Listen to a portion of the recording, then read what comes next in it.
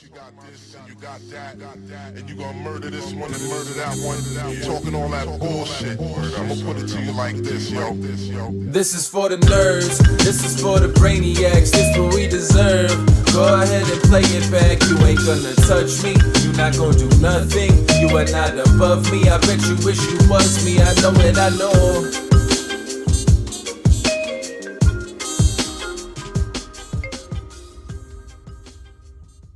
What is poppin', everybody? And welcome back to another special episode of the Only Friends podcast. Well, you know, it's me and my only friends, which includes, but is not limited to, two lovely ladies with us today. Marle and Caitlin, what's poppin', y'all? How you feeling? Hello. Feeling great. So happy to be here with our boys. The Stars homies. That's on me. We got the Stars homies in the building.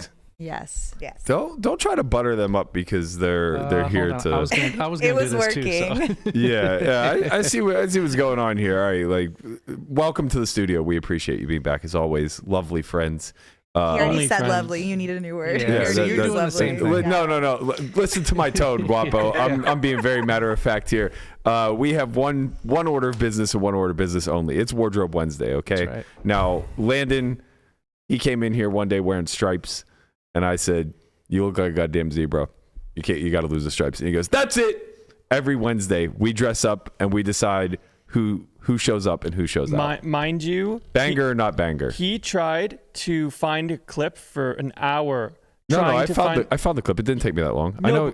but the clip was not what you thought it was. I did not You're attack right. your wardrobe. You know who did? Tortoise. Okay, but I did. Okay, so I And misremembered. where's Tortoise today? Exactly. Where's the tortoise today? You misremembered and you blamed me. This is a common occurrence. No. Look, don't act like you were all totally innocent on this whole thing. You basically were attacking my sweatshirt. No, I liked your sweatshirt. I like my sweatshirt too. I said, what's the difference between my horizontal stripes and the sweatshirt when there's a Right. lot of colors and things going on? So they're very close to each other, but I never said your sweatshirt sucks. But you said you can't wear Boy. fruit stripes because it looks like you're in 1990s. Did you guys ever chew the fruit stripes gum? Yeah, the one with the little zebras. Is that English? What? No, that's an American gum. Thank Sold you, it at Toys Caitlin. R Us. Fruit stripes? Yes. Yeah, it's Thank good. you, Caitlin. There was a blue pack and a pink pack. Yes, absolutely. The pink was a little bit too fruity. It Not was, for me, baby. okay. Okay. Well, I'm glad we've established it. That was what his shirt looked like. Was the pack of fruit stripes? No, gum. I get the reference completely. You looked ridiculous on that account. Thank you. Wait, why? What was wrong? What's wrong with the? Okay. Oh. Horizontal stripes are not flattering. You Yes, also look like I a know French this. mime, sort of. You know. Oh, You look yes. Oh, I need a you know, picture. it's not as masculine. It's more like a guy who is, you know, comfortable with multiple guys in the room. You know what I mean? Man, it's crazy because all of like some other like call it the girlfriends that I've had like really liked that outfit. Oh, They're they like, this is gaslit the you. bang. No, but It's fine. look, it's a voted poll and they don't have to make me feel good about my No, we're choice. being toxic. We're being toxic. Honestly, he took a fashion choice. He took a chance, and I'm jumping ship. He looked incredible. And you know what? I like a guy who's a little effeminate. You looked great. I love everything about this. Hey, man. This went in the perfect direction. All right, let's get the banger not banger segment out of the way Banger here, the so we can All right, actually. if I may, boys, I will start this off. Let me start by saying. Hold on a second. Let Why me do you start by saying backlight that yourselves? Marley, I think Dang. all cat people are the greatest people on earth, and Caitlin, once again, congratulations on your sponsorship. Yeah, you. that's great. You Okay, just so I didn't even call this try it look- this week, huh? Excuse me, ladies. I call this look the color block bonanza. Damn. So I am wearing a white Adidas hoodie here with gray and white blocking that I have individually stitched. Now all those gray patterns I put in myself. No, you didn't. Yes, I did. You did not. The color block Now bonanza. I'm wearing the bro. 79 Slinker jean from Diesel and complementing that with a little bit of a color pop with my University Blue SB Dunks. I also am wearing a Neff beanie, compliments to Brandon Shaq Harris, a little homage to him.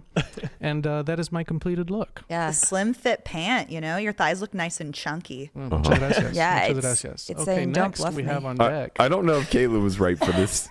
I do like a lot of different looks. That's true. I'm gonna love all of She's it. just looking right at the thighs. Size, Are yeah. my thighs chunky? Honestly, not at like.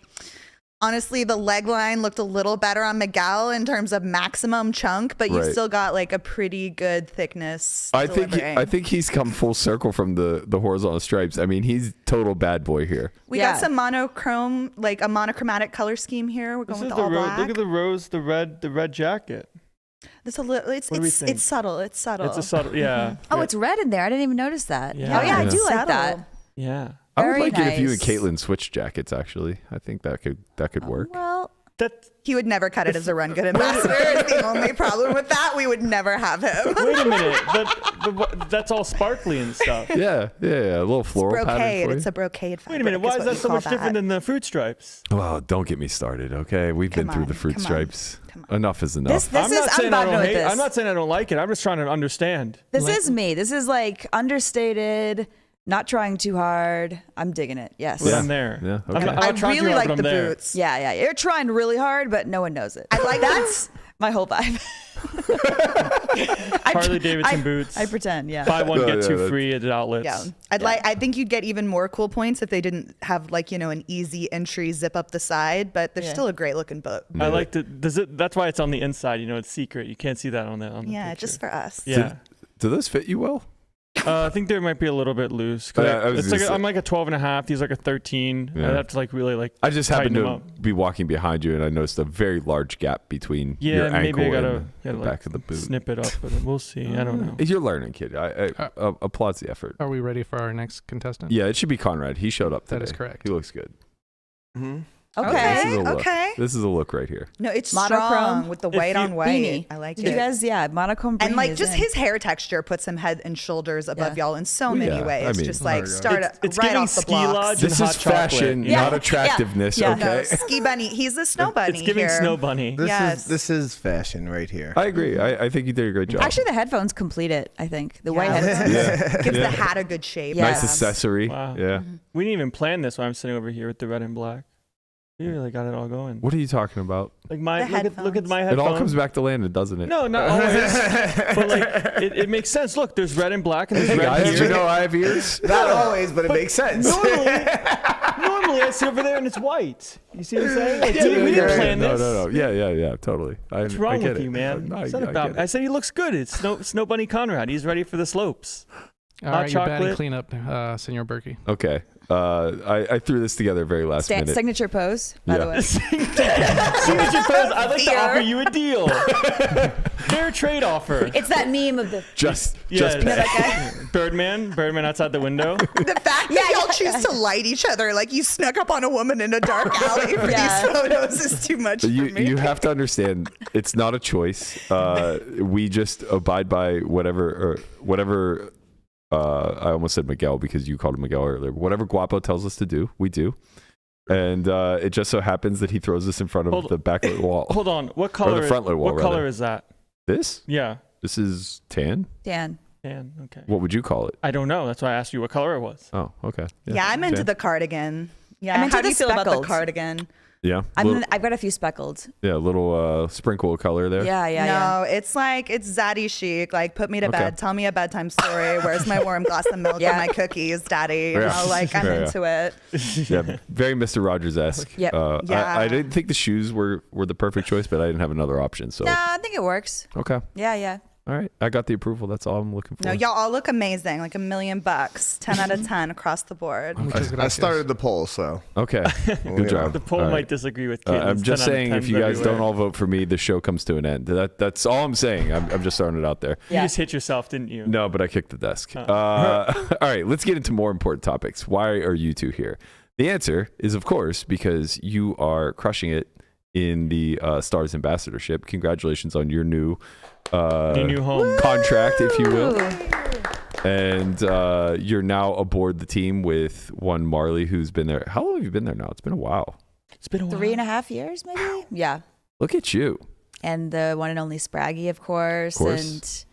And Jakun signed as well with Caitlin, and happy to have him. And yeah. So do you have Some any good insight? choices. Do you have any insight as far as like what direction this is going to be taking as far as like the whole Stars team goes? Are you guys going to be crossing over content? We'll definitely be doing some stuff together, but in terms of what their plan is with the ambassador team, it's above my pay grade. I sadly have no pull in that arena, but yeah, I'm happy that the direction they're going in though. Are we going to see more Vertucci? Bertucci? Oh, It's not a priority at this moment. yeah. I actually probably should not talk about any of that publicly. Yeah, So that's fair. Unfortunately, it is. We can't lose the memes. I'm just gonna give a thumbs up on this topic. I really feel like all I can do right now. Sure, I get it. What like as far as like crossover for like I don't want to say mutually played, that's not the right word, but like with the way that the ambassador team is being managed and stuff like that, where are the stops that you guys will be mutually at? Like you were here for the NAPT, she said she's going to be going to Barcelona. Like what does the rest of the schedule look like? I'm probably going to be going to everything next year. Pretty much except for like the Brazil events and stuff. So Caitlin, I think you said you were going to be coming to some EPTs. Yeah, I don't no less than 2. We've been talking. It's sort of still up in the air if I'm going to make it over to the Women's Festival on the 20th because I do have to move to the Northeast before the end of the year. Where's that so at? I'm trying to London. the Women's Festival in London. Yeah. So because it's like, a transatlantic flight and all that, I don't know if I'm going to have time to fit it in, but maybe. And then It's a little bit shorter from the East Coast. Yeah, it is. It is, but I'll definitely be going to some in the fall, I think, next time. I don't know if I'm authorized to speak, but I think there's going to be some sort of like try to catch Caitlin type of a thing that we'll have a lot of fun with. Okay. But I don't know any more details than that. Just You're like, uncatchable. No one can hold you down, Caitlin. I don't know. say that. Die alone, homie. Like, Jesus. I don't think it's that hard. Like, I think I could be gone. I think it's just hard enough, actually. I think it's like really easy, actually, if you look into it. No, to catch a Caitlin. Oh God. Stuff next for Tucci.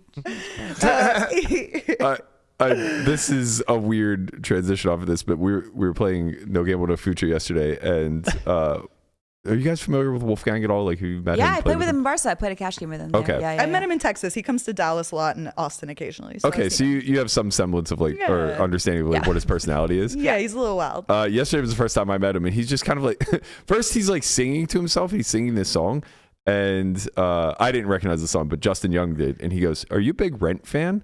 And he goes, "What?" He's like, Rent, the Broadway musical. Are you a big fan of it? And he goes, "I've never seen it." And he goes, "You're singing the song from it." Oh. He's like, "I don't know." And then I'm like, "What? Did you just like catch it scrolling through TikTok or something?" He's like, "Yeah." So then he's like, "I really want to go to Brazil and meet this young influencer kid who's like been sweeping the TikTok streets." Oh, really? Like, he's the most popular kid on TikTok, I guess. He has like 50 million hits on this song that he made up. He's like, "Yeah, he made up this song and it's like incredibly catchy," and he starts like kind of singing it to himself. And it turned into this like whole spiraling thing where he's like, all these influencers are flying down to see him. Yeah, he's just a 14-year-old boy in Brazil. And it's like, whoa, hold on a second here. So you, a random stranger, want to fly to Brazil to meet a 14-year-old boy? This does not give good optics. Yeah, no. Someone get Chris Hansen. Like Chris Hansen just at the airport. It's like, I know why you're here today. I need you to take a seat. Can you sit down for me, please? Yeah, apparently. That's crazy. That's a whole other lifestyle that I'm not accustomed to. Oh my God. I would not fly to Brazil to see my oldest buddy. Never mind some 14-year-old guy. There's no one in my family. I know. No one that I care enough about in this world. I'm going Maybe to my dog. I think I would go to someone if they asked me nicely enough, frankly. I don't know why y'all so people going places. I'm literally going to Brazil in less than fucking 8 days. I'm with you, Connie. Like, are they buying my flight? Or they're like, are we going to have some cerveza? Like, what's going What are we on? talking I'm about down, here, baby. Okay, maybe it's not that hard to catch a Caitlin. I'm telling you, my guy. I keep telling you. Wouldn't that make it harder since he's just No. like going from here to there to there to there? I think you can get Caitlin. Sometimes the cervezas can make me a little slipperier. You're ready to move. Yeah. So what I really learned from talking to Wolfgang is that he just doesn't consume anything outside of TikTok. Like, Really? basically had never seen any movies.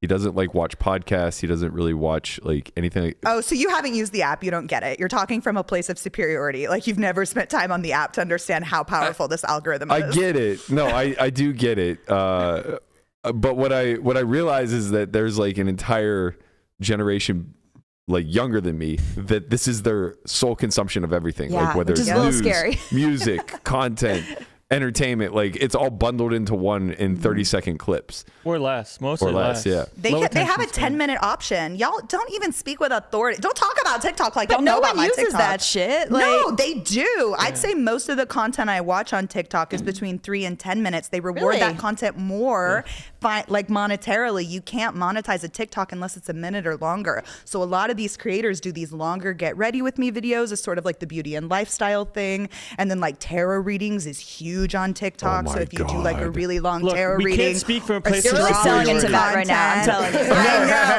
Oh yeah. Marley knows me better than anybody else. You had Yeah. me at tarot reading. Yeah. 100%. There's also plenty of 25-year-old girls bouncing on trampolines Okay. and the same old internet shit you love, I'm honey. still we'll back to find tarot your niche. readings. It's looking up. No, but it's just like he comes from a place of superiority as myself as not a TikTok consumer, but using Instagram, it's basically the same thing, like using Reels. I don't No, know. it doesn't sound like the same thing at all. Every time I go on TikTok, which is like once a week, I have one, but I'm just like, I can't.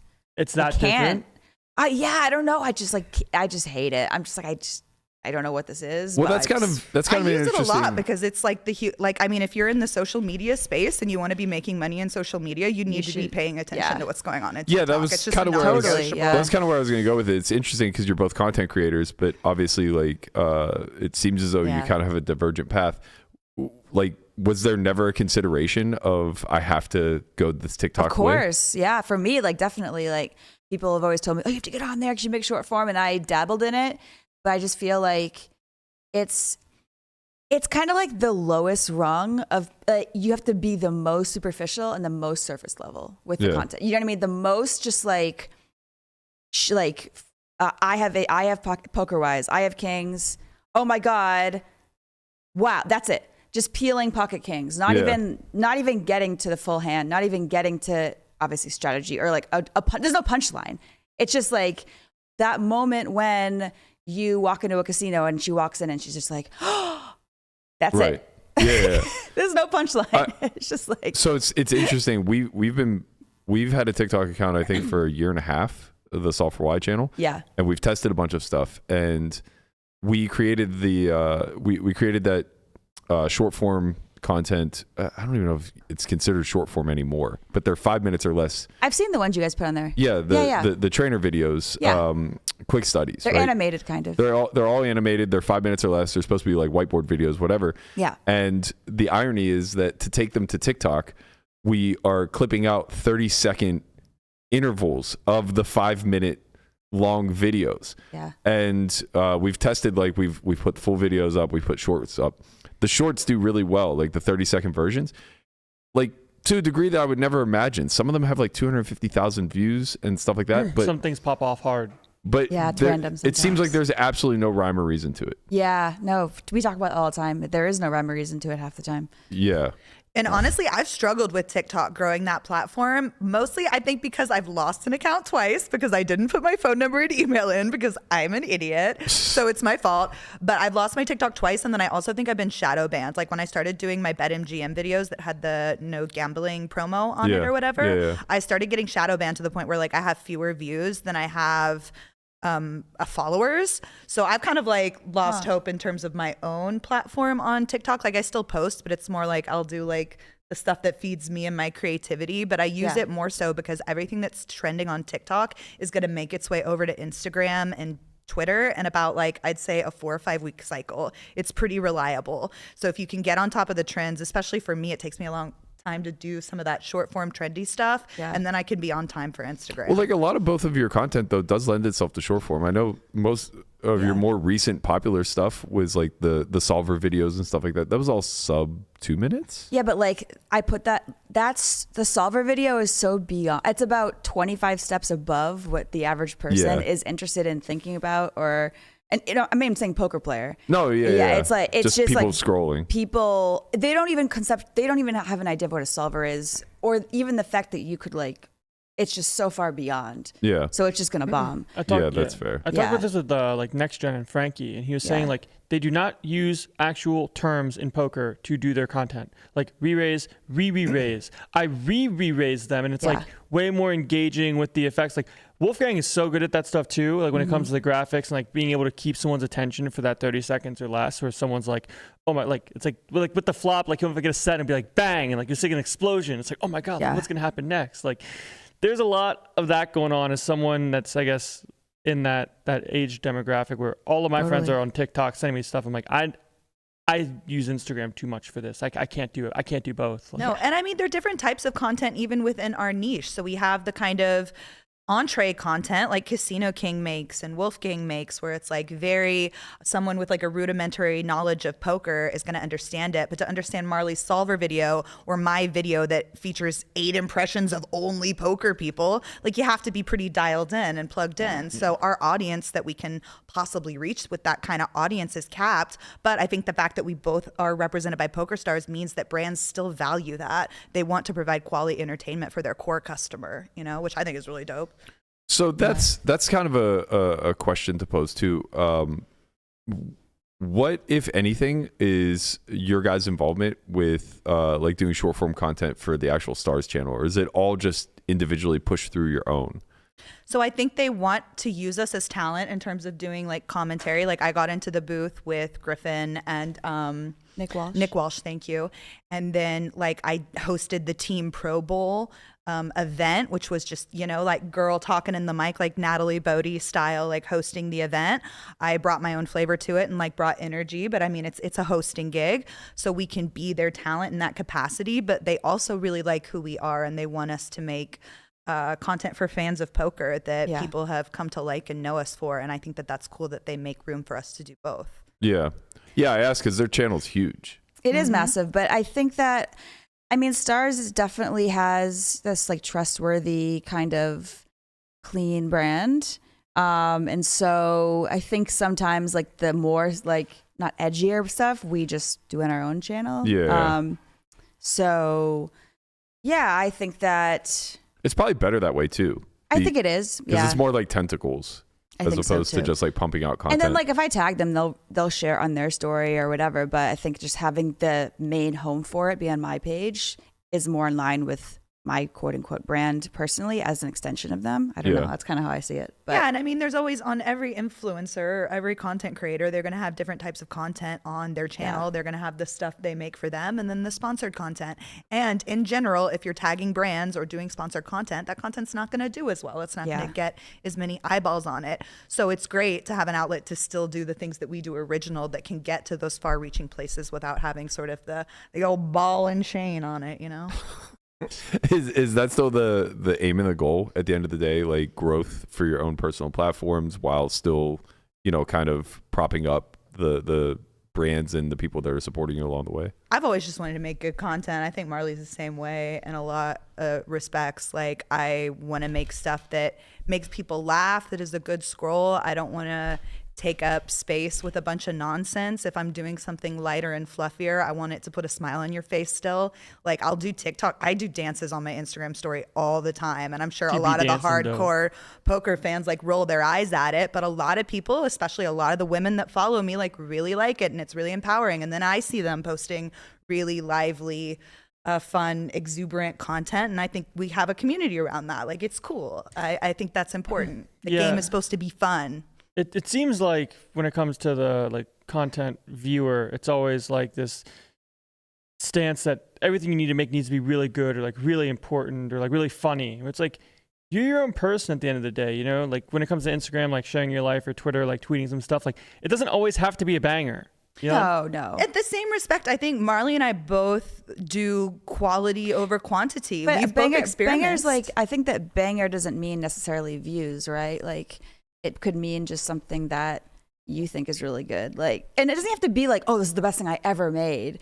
But I just feel like for me, when I put stuff out that I'm like, I know this isn't funny really. This is kind of like, meh. It makes me feel like icky. Even if the response is positive. Oh, response, I mean, obviously it feels good, but the response, honestly, I know it sounds like I'm making this up, doesn't even have that much of an impact. It's like, if I think it's like ugh. And everyone, and then everyone's like, oh, I like that. I'm like, I judge you for like, that was not my best work. That was just like some garbage, you know? Like I saw that you said that you made Spraggy laugh and they made you feel really good. See, like that to me is just like, there's also some like niche videos that 10 or 20 like legit people in poker that I'm not really friends with will DM me or whatever and be like, oh, that was like you spot on. You're so funny. And that means so much to me. I'm like, oh my God, you get it. You're on. We're like this, you know? And that's just, yeah, everything to me. Do you find yourself having the same like recoil or like visceral response whenever you see people that from a creative standpoint kind of feel like they're mailing it in, but they're actually just paying homage to the algorithm? You know, they're just like, yeah, I mean, of course, like that's just the way like it goes. You have to, you know, churn it out. I respect it, but it doesn't make me. It doesn't do it for me. I've very much been in your camp of like just put out quality, and I realize how little that's rewarded. So I just wonder at what point you stop running your head into a wall.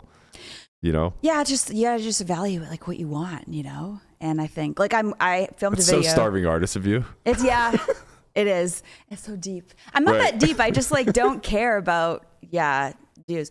But I just made a video and I literally have been going through so many rounds of edits. Like I asked Caitlin for her notes. Like Stapes gave me about 7 notes. Braggy gave me a bunch of notes. The girl Maria, I'm working with a team now with Stars, who's filming and editing me and stuff and helping me do all that stuff. And she came up with the ending, which is the best part of it. And we've just been like talking about this video for like a week, going back and forth with notes. And it's just like, I know this is a waste of time. This is not going to get us any more views. No one cares that we like changed the word from idiot to lummox, like, because it's funnier. Like, it doesn't fucking matter. But lummox is a sick word. It's a sick word. It doesn't fucking matter, but it matters to me because I'm like, and then when I put it out, I'm like, fuck, it's just like so good, you know? Yeah. Gotta call someone lummox. Gotta call more people lummoxes. Yeah, lummox is a great word. I need a definition. Like idiot, but it's like goober, idiot. A buffoon. Right. Yeah. Your use of goober is it's one of my words too. Yeah, it's very. It's a very funny word. Yeah. Yeah. It's almost more condescending than like calling somebody the worst insult that you can imagine. Because it's so PG. It's so it's like kindergarten, like goobing around. That's what I call fish. Right. Yeah. Yeah. It's goober. I like to call people a dork because it still hits a little. It hits hard. But that could be both though. That could be fish or reg. That's why dork. It's great. Dork is like. These are very white people insults. Like twerp. Dork could be a reg. Goober. Yeah. But like shit. Dipshit's really good. Quality. Dipshit's a bit hard though. Yeah. Oh, I think dork is harder. Really? Yeah, dork feels like it comes out of like bully culture. Isn't dork one of those words that like literally means like a whale's dick penis or something like that, right? Yes. Is that true? I feel like my word for this is probably the harshest and not really herb. You always say that word. It's only a New York thing, man. Like a seasoning? Like you just call somebody a herb. What does it mean? I've never heard that. A loser. Okay, but like, why herb? Because it's just herb. That's first the word. Of all, it's herb. Unless you're talking about a guy's name. In the 90s, it was a Barney. Like in Clueless, Cher keeps calling people Barney. Oh, he's such a Barney. Contemptible and socially inept. Is what herb means? No, dork. Oh. Herb. Are you sure it doesn't mean a whale? I'm pretty sure it means whale penis. It's probably in there somewhere. Yeah. Yeah, check the etymology. I think that we've just changed what the word means because it's used differently now. Yeah, new content I idea. always knew it as whale penis. Also, that's a British pronunciation. I say herb, but British people say herb. Like a hard H. But I always said herb. I thought it was silent. It is, at least here in America. It is silent, right? Yeah. Right, okay. Definitely in Trump's America. Man. We don't use H's, okay? Yeah. Caitlin just clamped up so fast. Like, I don't know. I feel like if I'm a big T guy, so like calling someone like a loser is up there too. Like that's such like it's like a lost word, you know? Like, I don't care about the results. I just now am leaning so hard into the memes. The trolls. Yeah, like, me too. What else can you do, really? Like we were talking about the other day, we were driving, I think we were driving here to the podcast, and there was this truck that was just like lifted 13 inches with a giant Trump Vance flag flying in the back. There's a billboard over here I just saw today on the highway of a big Trump Vance. Yeah. I haven't been in America, guys, in a while, and the politics here is crazy. It's wild. Because I'm just desensitized to it. It's just and it's like we're in Vegas. We're not in the middle of the the Midwest or somewhere where it makes sense to be driving pickup trucks. And I just looked at Conrad and I go, "You're going to see an influx of pickup trucks in Las Vegas." Yes. Yeah, but when Trump's you need America. to move, you're calling that Trumper so fast, Matthew. That's right. That's right. Brent Hanks. Papa Hanks, I need your truck. By the way, I got some free feet, you guys, if you guys want to do it. Well, normally it's no Wow. free I feed. promise you that just got clipped. No free feed content. Yeah, the Everything. wiki feed is coming out. Yeah, everything gets clipped. Yep. I don't know where to go to from here. You lost me at Dork. Dorks. we've Goobers. really- So NAPT just wrapped up. yeah, NAPT, right. Yep. Yeah. How'd that go? It went amazingly. I didn't come last year, so I didn't experience it, but I thought it was great. Great turnout. We smashed the guarantee for the main event. What did it end up getting? Like almost 4 million? 4.5? Got 900 runners in a 5K. That's Or pretty no, incredible. 3.43. 3.43. Okay. I want to say. A lot. It's smashed. It's a lot. Yeah, It's over 3 it was good. is what we understand. The guarantee was 3 million. Yes. It got 4.3. Yeah. 4.3 was Yeah. right? Oh, my first instinct was on. Yeah. First instinct it up. First instinct should be don't do math on air. I learned that the That hard wasn't way. math. That was memory. That was just memory. I've learned this many, many, many times. I promise you. Don't No do matter. smart things on air. Yeah, Yeah. it's difficult. Be a goober. Be a goober. Final table was star-studded as always. Landon somehow managed to work in a swap with Yes, I with saw that. Marchie, who won Running the pure? whole thing. Yeah. He always has a piece. I got lucky. Good Oh, it's- max later. Wait, did you have a piece of Steven in the 25K? No. Missed Wow. that. I didn't play it. Yeah, but Hunt. I figured at this point No, you could he's just got his own network. I'm Sure. on the side. I see him in line. I'm like, I got a good feeling about this guy.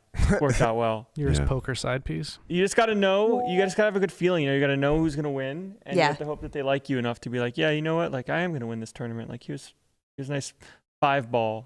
Here's a nice. Anyways, very happy for Marchie. I knew very happy for Marchie. I knew Wantman was going to final table it. I was positive. He got I 10. almost Always does. I almost said something to him. I was at his day 1 starting table, and he doubled up flush over flush for like a 250 big blind pot at Whoa. like level 6. Come on, the Bucky. I'm like, all right, you're tight. We'll see you at the final 10. He got 10th. Yeah. Yeah, that sounds about right. The unofficial FT. I was bemoaning with Sorry, him final like tables. how much the landscape of MTTs have changed. I was like, I used to get so excited to play these things. You just grew up. No. It's not that. It's a cash game guy. I don't know how you guys talk about cash He games. makes too much money playing What do other you games. mean? It's hard to Yeah. be hyped about this unless you FT it or You can something. only win 5 buy-ins. Yeah. That's not true. Well, it's not. You can only win 5 buy-ins. Sure, but like you can win 100. Well, The stakes he's playing, it makes a lot of sense. Like, if he had to go Yeah. play 10-20 tomorrow, Yeah. this whole fucking conversation would change, and he'd be at every single tournament no, I stop. wouldn't. I would stop playing poker. He would quit All right, poker. all He right, would sure, leave. fine, exactly. weren't My allowed to- point, whatever. My point is there. If he wasn't allowed to leave poker, he would probably No, I was just. be really sad. He wouldn't Actually, play Just keep 10-20. dating You himself. guys are talking about different things. You're giving me a pay cut. Like, you're demoting me. Like, My of course, point- that's of course, fine. I'm gonna go play the thing that offers You more got money. demoted. That's fine. That's my thing. My point that I was making to Bucky was that, like, 10 years ago, whenever the MTT scene was like still in its growth phase and people weren't as sharp, really, that's the big aspect of it. People Yeah. weren't as sharp. You just felt like you're better than everybody by that much. Even if you didn't think that, like, the hope and the aspiration was there, right? Like, so you show up to these big events. First place in this was what, 800K? Yeah, 765, 200, Yeah, but who's like, counting? Life-changing score for sure, right? And that's still very much true for a lot of people. But I think we've been hit over the head with so much reality Yeah. in the last 5 years, where it's like, yeah, it's 800K to first, but you never get to win. And when you do get to win, you're going to be pieced out. And if you're not pieced out, then you're going to be buried in. You know what I mean? It's like there's all I these. think you ever caring about a tournament again ended the day Nick handed you $1 million. You're right. Yes, You're- that's you're true. 100% I don't think you right. could ever care about a tournament again after yeah. you just talk a little trash and he writes you a check. You know? That did feel a lot easier, Caitlin. I got to tell you. It's just where you're at, man. Like, you're making so much more money on an hourly playing what you play versus playing tournaments. But I'm talking more about the. You can never be happy in tournaments No, again. I'm just talking more about like the dreamer type mentality. Like, look, we're deep in this Survivor, right? There's 100 people left. It's the equivalent of going deep in Yeah. the World Series main event and there being 100 people left. It's like day 5. I'm not excited. Why not? Like, You are? Because I know the reality. Well, I mean, this is a little bit different. This is actually a lot different. We're so far away. Like, we're 109 people when away. when you're 109 people away from winning the main event, you are What do you mean? far Day away. 5 of the main is like sick, you know? But like, I've never been there, but I can understand Day it. 5 of the main is absolutely fucking sick. Okay, but the thing is, you get paid along the way. In this, It's the same. winner take all. No, it's the same. Our team is worth 150K. It's about what you're getting paid with like 80 people left in the main. You also don't really If have you get that big of an edge If in you this, get right? knocked out 80th in the main, you get paid. If you get knocked out 80th maybe no in edge, this, and that's probably part of Well, it. it's not no edge, right? It might be It's not no as big edge. as your poker edge, right? If you're deep in the main, obviously you feel you have an edge against That's the fair. field. There's obviously variance. No, Speak but for that's- yourself, Marley. Yeah. That's Some of us haven't looked at anything ICM related ever. and you still have an edge. not the Welcome to main. man of the sim. Oh man, yeah, not the child of the sim. Yeah. No, but I do When does he think- get to be the man of the sim? I by don't the know. way? I just decided. I guess. Yeah, you just he's 25 now. He gets a discount on his car insurance that he doesn't have because he doesn't have a license. But you know what? We'll get there. You've Okay. graduated. We're getting there. But I do feel like the hopium of the. It depends how old you are and how much hope you have when it comes to tournaments. Like if you're young and you're getting into tournaments and you see like what can happen and you've had some good results, it's like, okay, Yeah. I have enough time to be able to hit a big score. But if you're like 35 or whatever and like you haven't really had that big score and you've been playing this stuff for a long time, it's very easy to become doomer. I think it's more like what happens after the big score. Like, do you still have that like burning chase for? Well, after my big score last year, it definitely ignited something in me that I had not had before. I think that when you're like in a big spot in a big tournament like the NAPT or something, Yeah. it just something Got in a your little brain taste. changes. You're like, oh, I can do this. This Yeah, is possible. This isn't just like someone you watch on TV. This is tangible. You also Yeah, just yeah. don't want to Sure. mess up, you know, because like you get in that spot. And I'm like, if it's- I'm here again, I'm not messing up. Exactly. Yeah, I'm going to know obviously that's not going to happen. And end game spots are so tough and whatever, but you just don't want to make as many mistakes Yeah, like I or don't want to whatever. torch it again. Like you have that sort of like Yeah. feeling where it's like, okay, I've done this before. It's possible. It's not just something that all of my really good friends can do. Yeah. But sometimes like I get aces versus their kings and stuff all the time. And now here I am at this spot and I want to maximize.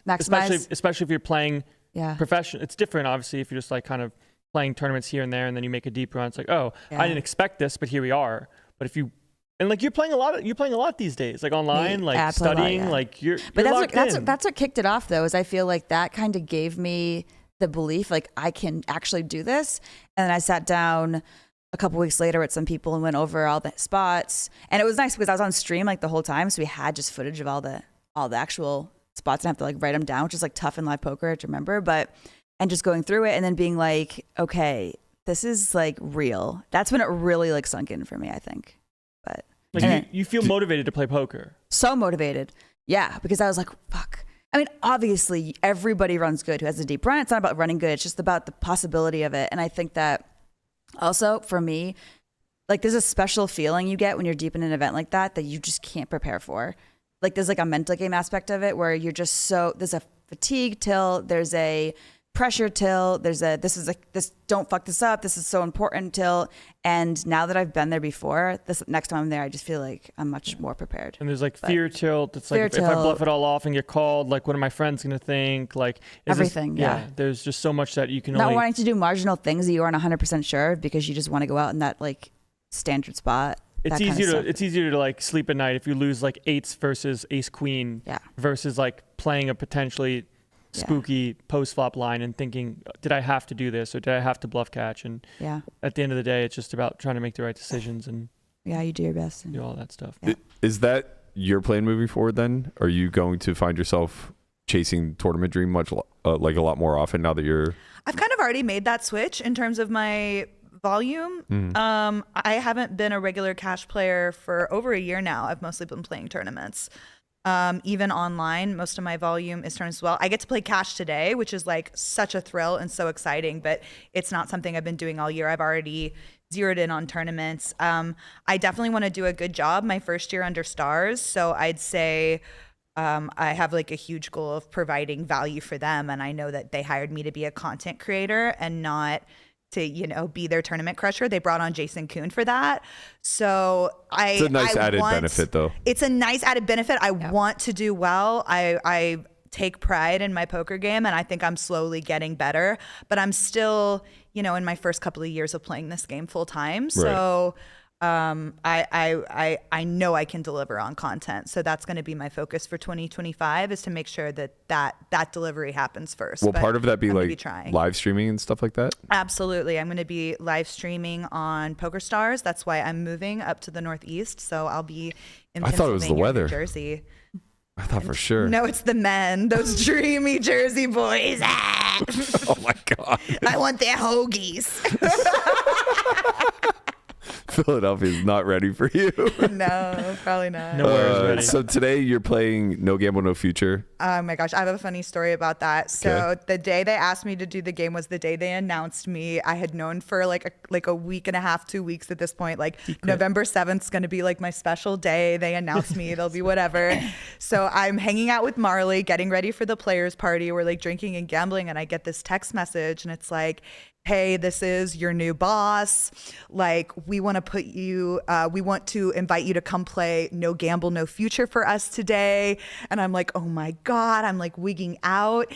And then I like tell Marley I'm freaking out. And then I look back at my phone and I realize like I already have this number saved as a Bumble contact in my phone. And I'm like, oh my God, I matched on Bumble with my new boss? Like, what? And I start freaking out. I tell Marley, I tell my other girlfriends, I'm like, and I think he catfished me because I don't remember this picture. So there was like an added like layer of intrigue. I was like, wait, did he hunt me down months in advance and this happened over the summer? And then I'm so drunk at this point. Part of the plot. And then we're at the players party and one of my other new colleagues is like, hey, and this is this person's girlfriend. And I'm like, oh my gosh, was he cheating too? And I'm just like freaking Spiraling. out thinking that this is like a real situation I'm going to have to handle. And then I'm like investigating it later when I have sober mind and clarity of thought, and I see that there are two numbers saved under this Bumble contact. So, and they don't have matching area codes. Right. So probably what happened was that when I was freaking out because I was so excited I get to play No Gamble, No Future, I auto-saved it under like the guy with the same first name that already existed and created a problem that wasn't there, which is a very Caitlin thing to do. That sounds Mystery and like intrigue. that sounds like it would have been a fun time to be a part of the crisis management team. Marley was on it. Speak to her. She could speak to it. Yeah, I mean, It took us a long minute to solve that one too. Sure. yeah, it was crazy. I just didn't know. I didn't know who the guy was either because I think it's a part of he's on the American. He's on the American side. He's in the American team, yeah. And so I was like, I don't know who this is, and I can't say whether one way or another if he's. I'm just so glad that our conflab got us to the conclusion that it was the best idea to just act like I didn't know that, or like I didn't remember, I didn't have his number saved. That's what like we had landed on was the most professional. No matter what reality existed, that for sure was the best decision that you all collectively made. Yes. The council cooked on that one. Yeah, it just absolutely did not matter. So my apology to the about half dozen people at the party. I was inexplicably weird too.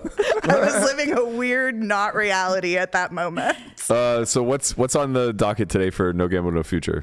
I'm so excited. I get to play with Poker Mama, I'm a homegirl from Texas. We got Joe Stapleton. I've never played with him, but I'm sure he's just like a gas and a half to spend time with in any setting. And then Justin Young and the other guys are mysteries to me that I think you played with in the studio the other day. So. Sean Madden will be there. He's a reg. When I say reg, I mean he's a regular in the studio. He's a blast to play with.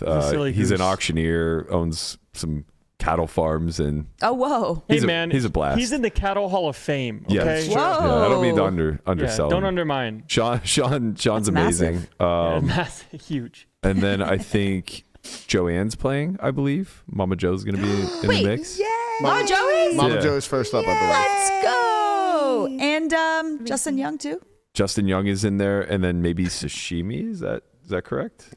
Is correct. No one told me her name, but I believe it. Let's go. Some great legends in there. A Wow. lot of legends in the mix. Fierceness. Was I supposed to say this? I don't know. Well, it doesn't matter. It doesn't come out for 6 months. No, like Rampage has been posting from the studio all Yeah. yeah. They don't care about Filming behind the episodes, I don't scenes think. type of stuff. Yeah. Go nuts. Is this first time playing in the studio? This is my first time playing in the Poker Go studio. The Really? only times I've been in there is like receiving GPI awards. So it's still a positive space for me, you know? Sly. Yeah. Subtle yeah. Y'all brag. like that? Y'all fucking like that shit? No, I'm sorry. Oh man. Yeah, we do as fellow GPI. I didn't realize. Okay, that's cool. Oh, and you know what happens every time I win a GPI award? Mac Berkey buys me a steak. Yeah, and somehow it ends up being my birthday and I get a free scoop of ice cream every fucking time. Shout out to Zaddy Todd. Yeah. I'm hoping to go Nobody's 3 gonna for get 3 in steaks this year. I won't be there this I don't year. really care about the trophy. I just want the steak. So it's irrelevant if you're there because I'm just trying to get that steak, homie. If you invite me out to dinner after the event, you have a chance of getting a steak. Book it. For sure. Book All right. it. Done. Free steak season. What time do you have to get out of here? I already ordered my Uber. It's going to be here in 5 minutes. Okay, great. You can just let yourself out then, whenever. Not your hooker, man. You know, leave some money on the dress, some steak money on the dresser for me. Relax. We'll negotiate terms later. Strictly business relationship. All right. So somebody else that at least Marley's familiar with, Caitlin. I don't know if you know Fausto or not, but you're gonna get an introduction to him. One Fausto Valdez. He's been waiting on the line. Let's bring him in. Get this party cooking. What's popping, Fausto? What's poppin'? What's going on? I see you got the dad gang hat on. Congratulations on the new edition. I saw that Congrats. too. Thank you. I don't know if you guys know this, but Baby Run Good, truly a thing. yes. No doubt. Fausto's here. Fausto's long overdue to being on here, but he just chopped up one of the Quantum. Was it the Quantum at the bike? Yeah, the bike quantum. Yeah. Yeah, just no big deal. Another 6-figure score for the kid. Let's go. Very I'm well just done. trying to catch up to Landon. You know. Yeah.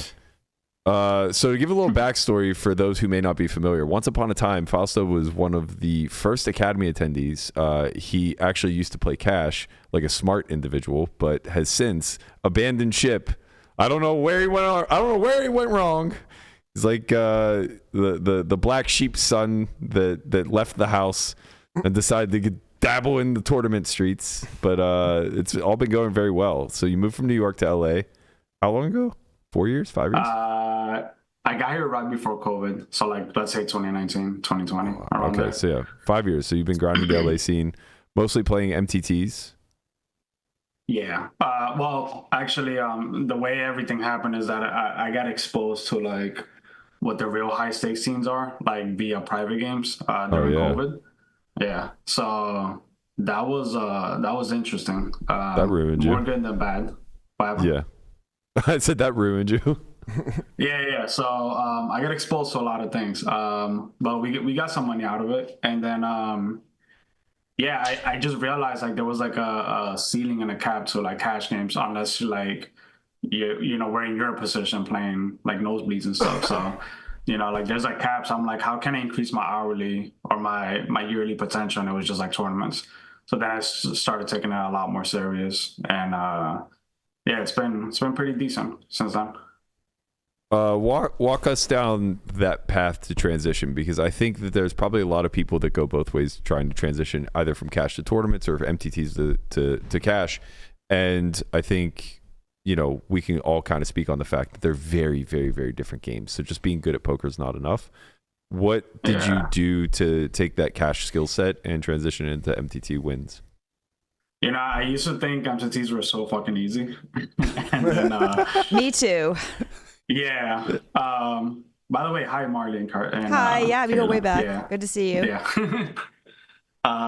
So I used to think, I'm like, oh, they're so fucking soft. And they're soft in the sense that I think the average player is like pretty bad, to be frank. And but what makes it hard is just the structure, right? So it's like I quickly realized that everything I know about cash, you have to times it by 3. So like you need to know your like RFI ranges for like deep, middle, and shallow. You need to learn open jams. Then you need to multiply that for like ICM, right? So it's like deep stack RFI, like chip EV, and then ICM, and the same thing for middle and shallow stacks, and like final table and all this stuff.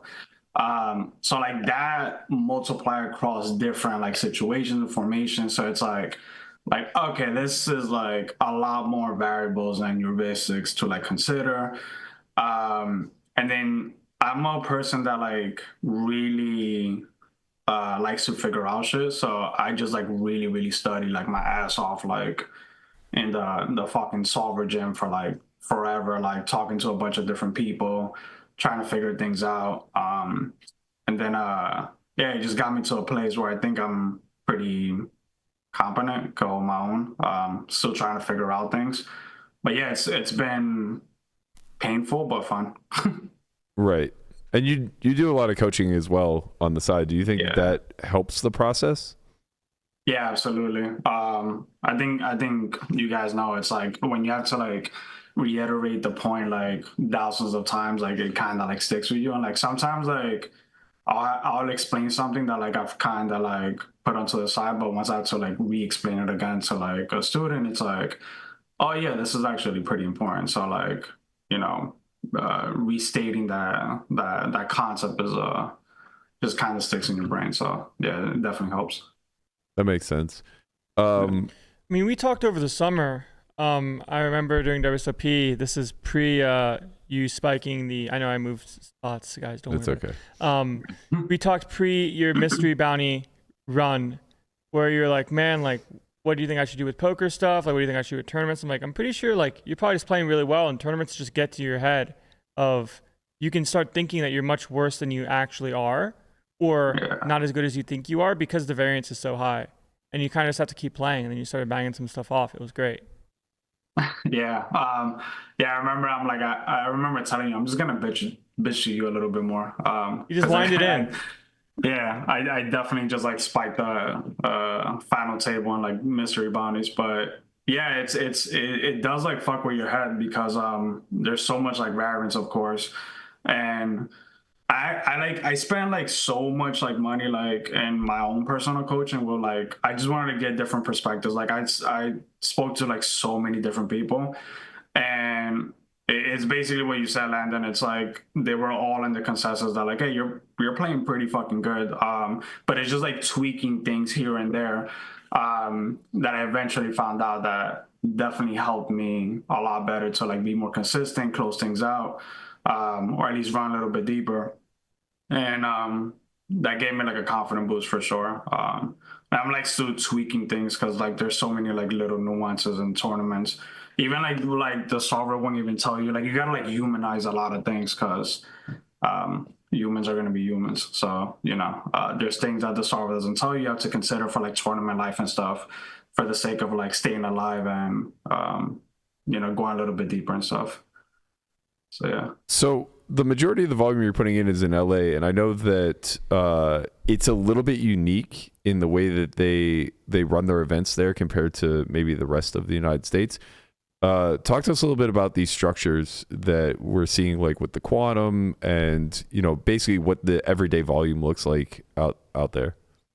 Yeah, I fucking hate the quantum. It's not even an LA thing. It's a bike thing. Okay. Because like Commerce and the other casinos, they have like normal structures, and then like Commerce started to do like double bag bonus. If you like bag more than once, you get a bonus, which takes out of the pool, which sucks. But the quantum glorifies this. So the quantum, day one is essentially a satellite where you play a day one, you cash and bag. But you get like a refund back. So for day two, you play day two, but other people could buy directly into day two. They start with an average of 66 big blinds and they play. And then there's another progression on another bubble. So there's like two bubbles within the structure. And if they cash, they maybe get like a quarter of a refund back of the day two buy-in. But you have to go through another progression of another bubble. Okay, so like walk us through this in like tangible numbers. If you play day one, let's say it's a $400.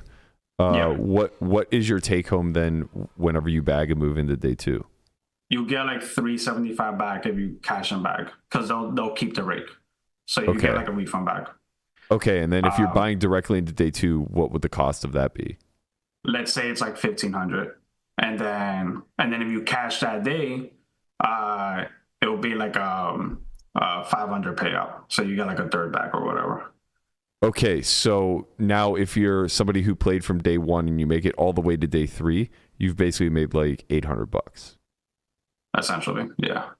Okay. Yeah. Interesting. So yeah, it's interesting to me because there's obviously an equation here to do as far as like what the value of all these things are. and it sounds as though somebody's getting shorted here, right? Like if you're paying, let's say $1,500 to buy in for day 2, but the stacks that have advanced to day 2 are only worth what, $700 or $800, something along those lines. Aren't you really taking a big L here by buying in to day 2? And did you buy into day 2? Yeah, I did. I did both. I'm here for the community. I contributed in day 1 buy-ins, like 4 to 5 of them.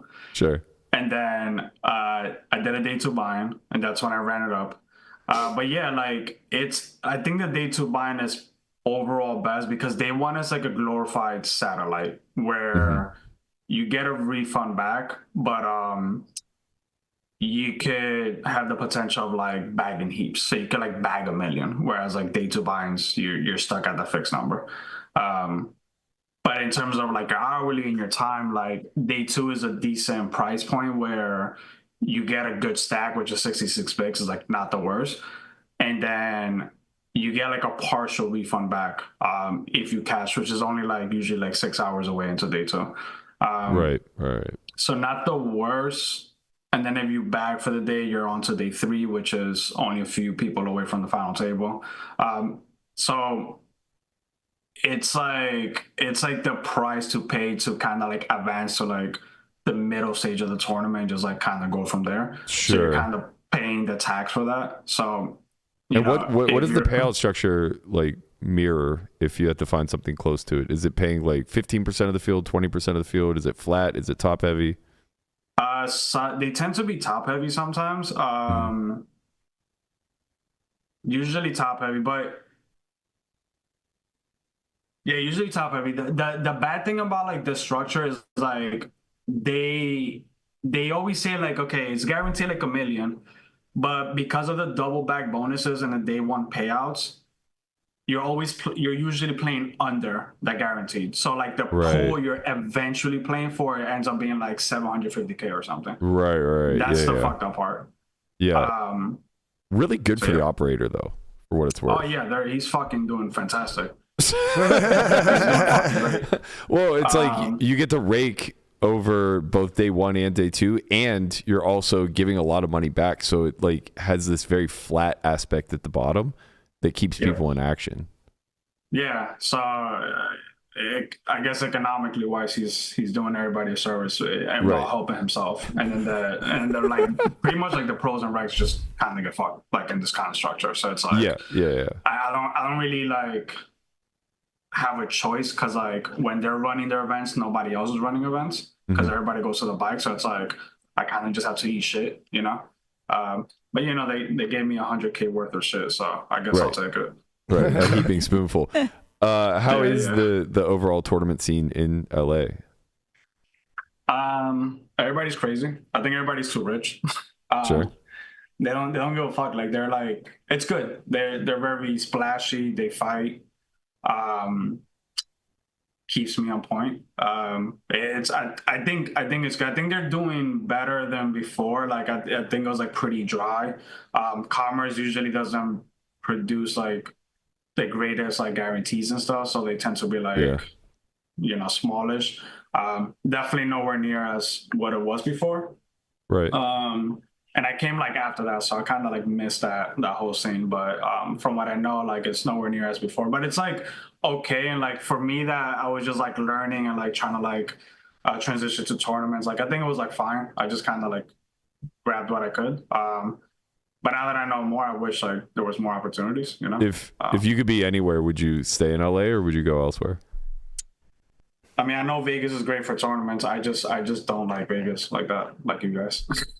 I actually like California. Most people like California. They just can't afford California. They can't travel anywhere in California. Like the weather is amazing. Like nobody's gonna argue that. I mean, hustle, man. Make more money. This is. Are you trying to tell me that you're taking Wait, hold on. Are you trying to tell me you're taking a helicopter to the bike every day? If I could, I would. Yeah. Come on, you Yeah, guys. no, didn't I learn mean, from- yeah, it's expensive, but that's the price you're paying for like the situation. I'd rather like I don't want to be in a location where like yeah, I'm saving more money, but I'm fucking miserable. Like what the No, hell of is course, the point? of course. Yeah. But So, I'm basically asking, like, taking all the things into consideration, like lifestyle, cost of living, everything else, as well as like just your overall bottom line. Do you think that LA is like one of your top choices, or would you like to travel more? Is there a different destination that you might eventually move to? LA will be top, maybe Florida close second. I think that would be my two locations, and then and then if I had to after that, it would be like Vegas and Texas, I guess. That's it. Have you spent any time in Texas playing? No, but I've heard enough that You'll makes go me back to consider cash it. real quick. Yeah, I've heard the same. I'll transition. Have you spent any time in Texas? Hardly. Really? I did a meetup game down there back in the day, but that's like it. No plans to. No, I mean I've heard it's great. It's just hard to get down there. You know, Brad and Andrew have mentioned to us coming down to the lodge, and we'd like to do that, but just You're out of America. Yeah. You're just kind of. I'm not in the market, man. Yeah, Yeah, you're kinda it's out of my way. I get it. It's out of my way, and I'm here. I understand. How many casinos are near like Marley? Like, do you have like a lot of choices? That's a good question. None. So we just play online when we're in England. I mean, there is some, but they don't really have too much action, that higher stakes action, and you know. So we just play online, and we travel like every couple weeks for an APT or UK IPT, or we're just constantly traveling for tournament series when we play live, and then Europe's so close. So no. What's the place that Ewan plays? Grosvenor. It's we haven't been there. It's probably like 2 hours from us. Okay. I think, and I don't think that they haven't had tournament series, but I think that's smaller buy-ins. Yeah. But Europe's such a mystery to me. yeah. Grosvenor has Total different mystery. locations. and I stuff, too. literally Okay. don't know anything about anything that's going on up there. I'm just glad that I can play online. I'm just, you know, Yeah. on a regulated Were site. you always a big online person? Never. Yeah. So okay. I just didn't have the option, but I would have loved to if I could. You've changed, man. Yeah. You've changed so much. Yeah. They don't know. You know. Ivy Room Marley. Yeah. Oh man, She's a crazy lady. she was the best. She's a crazy lady. How's Chauncey doing? He's so good. Oh, Chance. Whenever he becomes too much, just ship him back. We'll take him. Yeah, he misses you guys. I sent them a pic of him on my lap watching the pod a couple weeks ago. Biggest fan. Yeah. Pod's biggest fan. Yeah. Have you been grinding online at all, Fausto? Yeah, actually, it's been really helpful. I've been playing a lot of ACR. I know very polarizing website, but you know, Get your money where you can, bro. It's what happened? I said get your money where you can. Yeah. I've been doing decent, and it's I mean, it helps. It helps so much, like the volume. Like you just can't beat the volume and the experience. And then just doing a lot of like you know, citadels and on demand, so like learn how to close things better. Just it's been really, really helpful. And I've been winning, so why not? I gotta beat the bots, you know. Well, out of curiosity, why no NAPT? The baby. I couldn't leave the wife with the baby for too long. What about December? You doing any traveling? Big events all over the world. None of them are in I think LA. I told you, I won the free roll. Nice. for the gold pass or whatever? Yeah. Sick. Okay, so you have to come. I have to go, yeah. So she's gonna have to figure out how to deal with the baby. I mean, you could bring them. I don't know if you're aware of this, but no, I wanted to, but it's just not convenient right now for other stuff. But yeah, fair. But in the future, I will for like WSOP and stuff. But yeah, for WPT, I was gonna go for like the whole thing, but some things came up. So basically, I'm gonna go for like the last few days of the prime, and then depending how that goes, I'll jump right into like the free roll thing, and that will be my trip this year. Yeah, so, I not that it's a path that's that worthy of pursuit, but I think you would be very good for stream games as well. So if ever you want to get into that aspect of things, get back into cash and dabble a little bit. I think you're a big personality. Like you're the kind of guy who, like, even if you final tabled the main event, I just don't see you headphones on, scarf around your neck and being super quiet.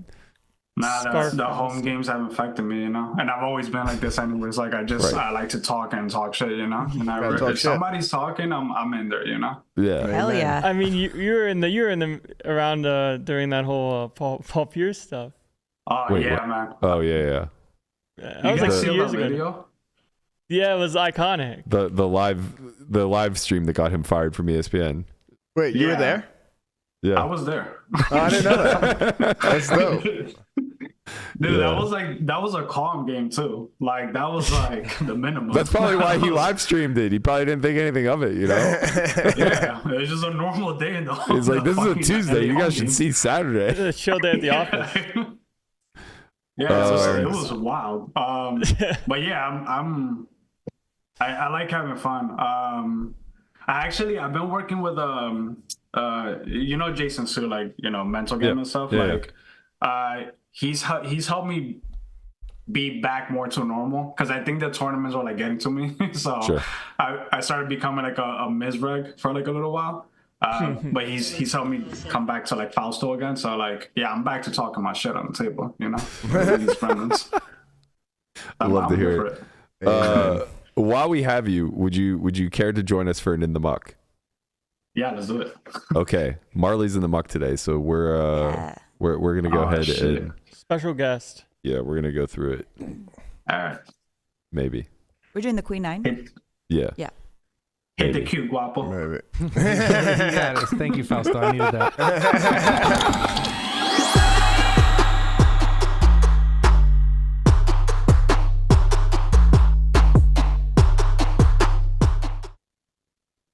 The screenshot? Yeah. Oh, okay. Just one sec.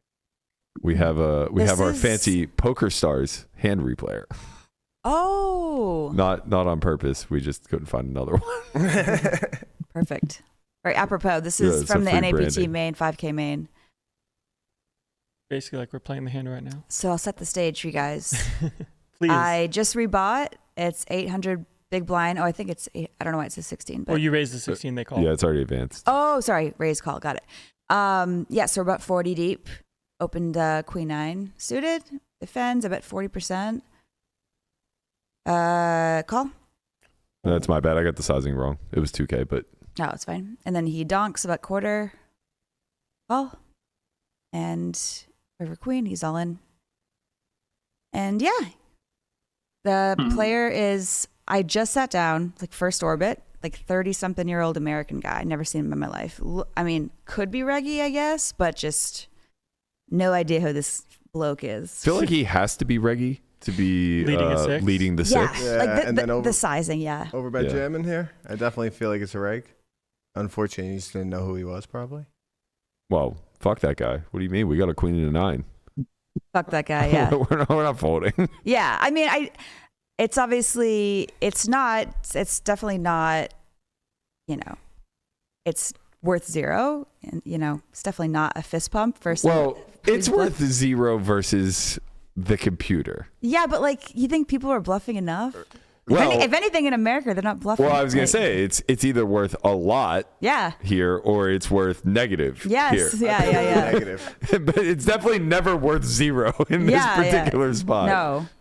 No. So in theory, it might be worth more than 0. Yeah, that's actually true. I don't know that we get here with Queen's so good. A ton better. Like a jack is for sure worth 0. Like a jack will probably be indifferent depending on the suits and stuff. I think also when it comes to the queen's suits important as well. Like hearts here are actually good, I think. That's what I put in my. Oh, I've actually looked at it already. I think hearts are good because I don't think that the big blind is gonna jam when he has hearts in his hand because he wants Marley to have the hearts that fold. Yeah. Right. 4-5 would be a good one. Like deuce 5 suited for him would be like a good one. Like blocking the suited 6-5 and stuff like that. So I think queen probably worth more than 0, but then some other hands like jack 5 might be worth 0 and mixed because of the 5 blocker not being good. How fast would you have called in LA, Fausto? Snap call. That's it. Yeah. Just move on. Yeah. Snap call beat King 3. I'm spooked by America too. I haven't played in America really, and man, we're just so tight. Like I had just been talking about this too with Jack on break about how just no one does anything here. Even the regs, like obviously you fine folk. I'm not talking about you guys, but in general, just American regs just don't do shit. They don't do anything. But the truth is like they're only tight in the lens of Marley's talking shit right now. They don't. Well, she's right. And I'm one of you, right. but like compared to Euros and Brazilians, but they're tight in the sense that they don't have bluffs, right? Yeah. Like they're not tight. That's why it's scary. But they're not tight.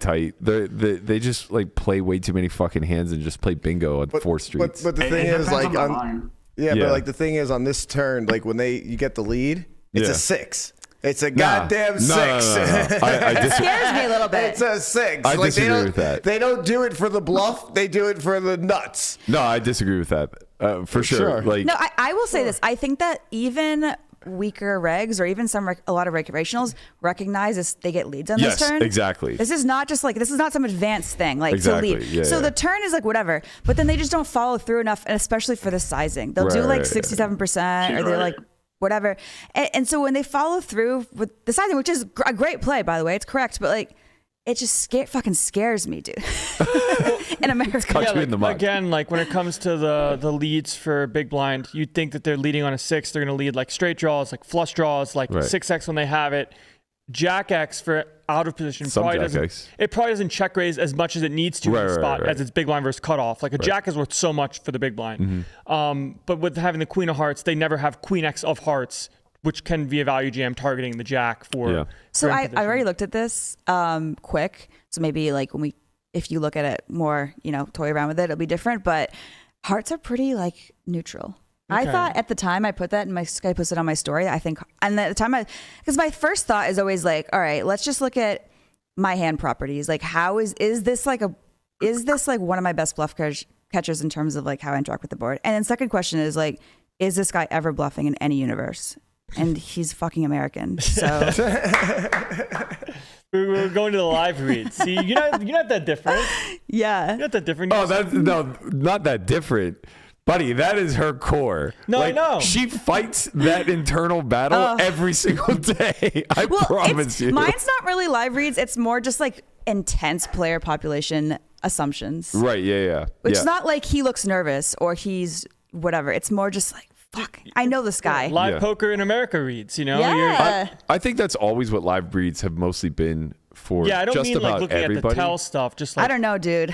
I hear some stuff these days. The guy's he tanked for 10 seconds, so I had to fold a hand that's worth 8 blinds to call. But like he's like you can't put any stock in those guys. Those are the guys that you're beating. Yeah, well, I don't want to name names, but some people talk like that. I would say one thing, like on the river, like I think a lot of people have bet sizing tells, so like I think they'll take this bluff line with like a B70 size or like B50, but when they like overbet, it's like so fucking under bluff. It feels like greed.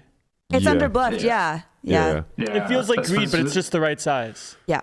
Yeah, theory's the right size, but like pool just doesn't like. They're too emotional when they like take this line and they're like polarizing. Like when they polarize, like they just like fucking have it like 9 out of 10 times. Like I think if we were going like B50, B70, I was just like call like. Yeah, I think you're just playing with too many recreationals. Because like I think anybody who's like, I don't even want to say studied, but like anybody that even keeps up with trend lines in the game, that would even know that like the 6 is a lead, is also just like itching to find a spot to overbet. That's true. I think that's actually valid because the person that leads in the first place is aware of how the game works, because once they bet the river, they realize that their range is mostly trips. Yeah. Even if they like just don't understand. Yeah, but being aware of how the game works and finding a spot in the turn, which I said is it's not that hard to find. Like that's not some obscure thing, right? It's another thing to understand. It's probably correct. It's another thing to pull a trigger when it's like, put your tournament life in a 5K. That's the thing. That's what all it comes down to is like, does he just have the courage on the river to run a bluff? Does he have the heart? And you looked him in the face and you said, fuck this guy. He definitely, you know what? He's got the 4 high. Yeah. He's got the 4 high. He's got the 4 high and he had 4 high. Yeah. And he had 4 high. Sometimes you just put a man. I think I was like, I think that like I'm probably just always calling, but I just agonize it and I just think it's interesting. How long was the funeral? I was like a solid minute. Okay, I respect that. Yeah. A minute's reasonable. Well, as soon as he 5 jammed, minutes I said I'm gonna need a minute. Like I already know, and I never take time. That's like rare for me. But I knew. It's just like you're aware of what the line means. Like the line means they have value hand which is better than yours, or they're bluffing. It's that simple. It's not like oh man, like I might chop with some Queen X value that he's gonna have. Like it's never. That's and never I'm not the gonna case. like roll, and I don't like roll for these spots live unless it's like a reg that I'm very unless it's Biangelov or someone I know that's just whatever. But I don't like flip. I don't roll for it. I don't do that because I just feel like there's enough others. Like you said before, it's not a spot you want to just like roll for. Yeah. Because it just depends on who the hell this guy is. Yeah, for sure. You know? You should ask him that on the river. Who are you? I started talking to him. He gave nothing off, to be fair. I was talking to him. What's your Hendon mob? That's like one of my favorite things to do. Exactly what you just said. Who are you? What do you do for a living? Literally, just ask them every fucking question. Sometimes you get answers, sometimes you get laughs. These Sometimes are you the get live nothing. reads you I've never need been to to succeed. Brazil. That's the number one thing. Like, have you ever visited Brazil? Have you ever been to Brazil? Dude. That's a good question. Conrad in Brazil is going to start asking that. He's going to learn Portuguese. I do think that's kind of important to understand in these spots, though, that like may mix in theory, is that neither you nor your opponent are mixing. So it's like if you choose to roll in this spot against an opponent that is for sure not mixing when he bluffs, like when he has 4 high, he just runs it there always. Yeah. Like, or he never runs it. Yeah. Right. Like the point is like just knowing the difference of the guy who's going to bet 4 high on the turn because the 6 paired, and that's just what you're supposed to do, and then always shut down when he misses, versus the guy who's going to bet 4 high on the turn because that's what you're supposed to do, and then always follow through no matter what the river is. Or even maybe lean aggro. Yeah. Maybe he's in there with some unintuitive things. Maybe he floats the flop with some sort of like. He's like some king 10 or something. Yeah, like king that. high backdoor or something, and he's smart like enough to know he's got no showdown and he can't win, right? Right. But those hands, it's just all about the guy, and that's why it's an interesting spot, because when you have no info and you're in a spot like this is where the solver takes you, and then you have to like lift off. Right, because the end of it is like if he's always running it, then he's drastically over bluffing this spot. Right. Unless he somehow is like compartmentalizing his candidates where it's like, okay, I always run it with the 4 high and I never run it with the 8 high kind of thing. But that's a silly, don't be a silly goose. And that's why too, like you think about properties, because so often in these spots, like I could have looked at this and sometimes it's a pure call, some bluff catchers and pure fold, but it's how it's interacting with the bluffs that the solver's choosing. And you obviously don't know what combos, where they tend to lean. Right. So that's why I think you have to call with the queen, because it is very possible he could have had like call it king queen of hearts and then led the turn and then rivered the queen. If you have like jack 10 in your hand, it's like, oh, now he will value bet a queen because king queen is worth all of it. Right. Where having the queen of hearts is a good card. Now you block the queen. He's never going to value jam a jack because he knows better. So calling with the queen versus calling with the jack makes it easier to kind of compartmentalize that way, where the solver is going to mix some calls with the jack. Yeah. If he shows you king queen with the king of hearts here, that's so demoralizing. Oh God. It's probably good. It probably is good. Like you can't fold flop versus B40 and then you leave the turn. And then I'm not saying it's I'm not saying that like he's an asshole. I'm just saying like it feels bad for me. Yeah. Maybe you're seeking out the parking garage and seeing how high up the rooftop is. Now Marle and Stars ambassador. She'll get a rebuy. What do you mean? I didn't get any buy-ins yet. It's not about the rebuy, Landon. It's about how. It's the principle. Yeah, it's how I got fucked in this particular event. Am I going to the parking lot or not? But my question is, like, I obviously looked at it, and hearts were super neutral, like it seemed. And because he was bluffing some hearts, why do you think that is? Well, do you have the solve? You have the wizard? Yeah, we can pull it up. If we had to pose this question before we look at the answer. Oh, sure. I would assume it has something to do with the 9. I think some hearts will but bluff. like different combos with the hearts. Oh, all the hearts. Yes. Yeah. Oh, interesting. Yeah. Okay. I guess it just depends on like which hearts specifically are going to run it for the out of position player. Because some hearts will probably bluff, some hearts will probably check, but we'll just have to look at the combos. Like Jack 10-0 with a heart wasn't really much difference between, or like hands like that. It just wasn't really a trend. Kind of makes sense to me a little bit. I think the queen is more interesting because we get there with more queen X of hearts. And maybe that's why it becomes a little bit indifferent, is so that your frequency of queen X call downs isn't too high. I might be reaching a little bit with that one though, because it just seems like a queen is going to be worth a fair amount of pot share here. But let's take a look and see what the wizard has. Obviously, pure check out of the big blind. No surprise I think there. my sizing was wrong on the flop. I think it's probably quarter or something. But Yeah, so it's giving you a choice between quarter or 67. So like okay. just fitting everything into 40 is I was probably. gonna say 40 seems like this is not the EV loss that it seems that it Sure, looks like. yeah. Like one sizing 40. Yeah, you guys, not, do you not guys see going that? to change much. Side note: do you see that Ike interview on GTO Lab? He kind of got into that. Yeah. We talked about it. It was one of Okay. my favorite interviews. Yeah, it's classic. It's only one of my favorites because So proper. She said it's class. That's so UK. That's not American. Yeah. The interesting thing I found about that interview is depending on the lens through which you see the game, it seems as though you can interpret Ike's words very, very differently. Like obviously, I see the game very much through a human lens, and we can do as much studying as possible. But I also understand how fallible this whole model is. It's like, well, it's something we developed, and it's going to get significantly better. And I thought the best point he made was, we developed this for heads up, no limit hold'em.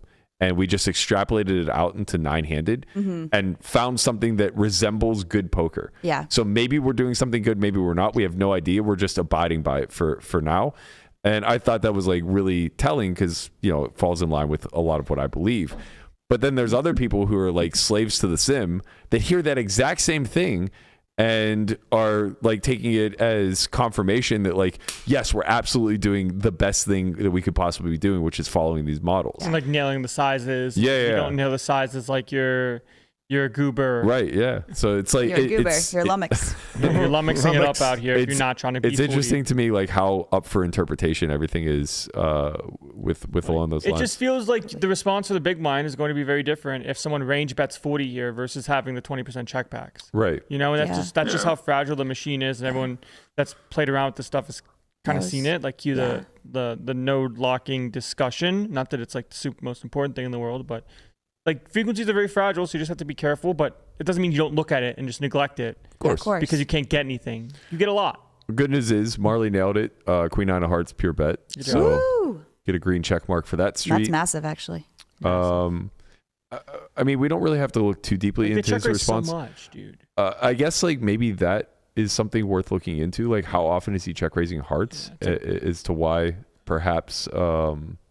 I just mean like look at all the Jack X that needs to check raise because you're getting value because Marley's betting so much of her range. Which Look how aggressive his heart check raising range Versus is. hijack, or I think I'm cut off for off, hijack. Cut off, yeah. I mean, you can see that like when he has hearts here, it's a very aggressive mix, and it's largely like pure candidates, right? Yeah. Like a lot of these hands just go pure one way or the other. So Queen 10 of hearts, it's just always a call. But you have something like Queen 5 of hearts. It's a pure check raise. Triple backdoor. And it does like to do. It likes to favor obviously the backdoor straight draws here, which is no real surprise. The combo draws, of course, are going to get in the mix too. So maybe perhaps that gives us a little bit of insight as to why hearts are a little indifferent on the end. He just doesn't really have any of those hands anyway, so you're not blocking much, which may or may not be important. When he does continue through a call and the turn comes He being Marley? 6, no. Oh, sorry, you're right. I'm an idiot. Yeah. He didn't check raise. I probably can raise the turn too sometimes. I'm not sure, but You'd have to call off if he jammed on you, which feels kind of. Yeah. This is interesting. You don't see this often. Of course, he has a very aggressive lead here, and we kind of suspected as much. But he actually gets to choose the big size here at around a 10% frequency. Not super common in these particular spots. And I think we can, for all intent and purposes, just ignore it here. Just see what quarter pot's going to do. I wouldn't even be surprised if he played range lead. I mean, it's probably going to be pretty close. I imagine it's going to be like 75%, 82%, 83% actually. So yeah, he easily could be range leading here, especially if he's missing some of those flop check raises. Now he might be a little bit more dense to hearts or just dense to air, man. Right. Like yeah, you have to, if you're not check raising these double backdoor combos like the Queen 5 of hearts, the Ace Deuce of hearts, the King 4 of hearts, like you're just gonna have so much. Not garbage because they're flush draws still, but you're gonna have so much non 6x in your range. Well, you also have all of that in spades. Yeah. Right. You have spades, and then you have like the high card, one high, one King low. Highs, yeah, you can see the King Queen does like to play aggressively here, so that was a real possibility on the end where we just get fucked by our kicker. So he's going to go ahead and lead. We'll give him quarter instead of third. No big deal. You got me. You got me. Queen 9 of hearts here. Let's see what the response is. Call, yeah, right? pure call. Yeah, you can't. Okay, getting yeah. jammed on is ugly. Yeah, Yeah. that's true. Yeah. So Are we raising any spades. nut flush draw? Like any hearts in general? like nut hearts or anything? Let's take a peek here. What do we got? I mean, even nut hearts, you don't feel good about it, obviously. I mean, you just get it in, but I would just play call. I Yeah, think Ace mostly. 9, Ace 8 looks like the ones that you really want to be Raising. playing very aggressively. It probably has to do with something that they check raise those, like with the 9 and 8 on the Pure. flop. They're pure. So now when you have those cards in your hand, they don't have those cards Correct. in their hand, kind of thing. But this is Do like they ever 3-bet the turn with worse flush draws? This is like is that why solver too, or no? solver nonsense. Well, the jam is for less than pot, Yeah. You and can't yeah, fold enough they do flush draw. jam only, Worse. basically only non-nut flush draws. Okay. Ace 4 of hearts is really the only nut flush Which draw. again, shoved. this is like never happening in game. Yeah. Like Yeah, right. literally never. You'll never This see is somebody shit. take This 10 line hours. for sure, Oh. way lower frequency than Yeah. the one you faced. Yeah. Can be very And you confident. will see, this only is see the a kind of 6. shit. You will only see a 6 if Literally you're raising only. a champ. This is why it's even worse in Yeah, in You will only practice. see a in 6. practice. Okay, so let me get Or rid like of- threes full. That's just like It's like scared of the 6 river, Yeah. scared of the jack pair. Like All right, so we continue through a call. River, queen of clubs, and yeah, jam is. I mean, it's mixing between all three sizes here, pretty evenly. Yeah. Marley has a lot of queen X in her range that floats the turn, and then we'll put the value in versus the block size. Right. So you're targeting like pocket 8s and stuff as Yeah. out of position, but if Marley has a queen, she will raise. Yeah, and then you will stack her. the quarter pot here is just really heavily built around the jack X. yeah, Yeah. which makes sense.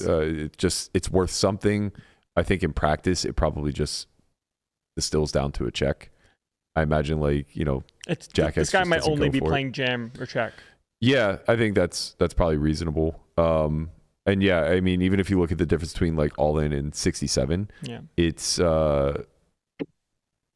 yeah, so it's using the 67 now, building it around the queen. Right. So you could very easily make king queen worth all in. The reason it's doing this because Marley's still well protected with like ace queen, kings, aces, Yeah. things along those lines. She has like really good hands here. Yeah. Mhm. So when he does choose jam, let's see where we at. Queen 9. Indifferent. Yeah, I mean it's our only combo of queen 9, and it just appears that like we have a lot of better. Or like you just Right. well, like you pay other stuff too. Like you pay ace highs sometimes. Sometimes, yeah, Yeah, I very did see very that. low frequencies. But I guess what I'm just looking at it in a linear scale, right? We always pay aces, we always pay kings. These hands are just worth more. And when you look at like, obviously we always pay queen jack, but like this is I think Marley's point that she was trying to articulate pretty well.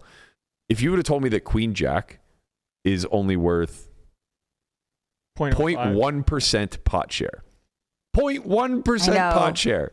If you're telling me top 2 is I only know. worth 0.1% pot share, I want to play a different game. well, it's just like that just indicates Yeah. that we're against the 6 a But lot. that's what I think on its face when you see this hand history. It's most people's reaction is like, oh yeah, top pair. Okay, we got there. Call easy. I mean, maybe not like fist pump, but like yeah, call.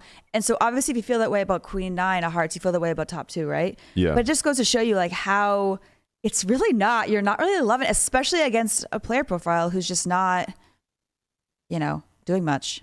Yeah, let me Not doing much. where am I at here? But like, Oh, I guess I'm something on of the wrong note as node. well when you look at the river after big blind leads on the 6 is they also have to check the river as well with the 6 a good amount of the time Yeah. too. But that's something you're probably not going to see, which means Oh. when they bet, it's either a 6 or not a 6, and when they check, they probably missed. Yeah. Or they have a jack, so- right? Or they have a jack, or they have like maybe Sevens. a queen, but Yeah. like these kind of hands aren't necessarily what you're trying to like. They're just unprotected on river when you jam as the imposition player. Yeah, let me get rid of the 67 and see if that alters. Like just play check or jam. Yeah, I think that might change the worth of hands like queen jack whenever we face shove, just because he might be jamming worse a little bit more frequently. Maybe not though. Yeah, so queen jack now goes up to almost 6% pot share. So this changes things a lot. Now queen 9 does become a pure call. Because in the other line with 67 and jam, the queen went into 67, so the jam was only Exactly. a 6. But now Yeah, there's yeah. a queen in here too. Yeah.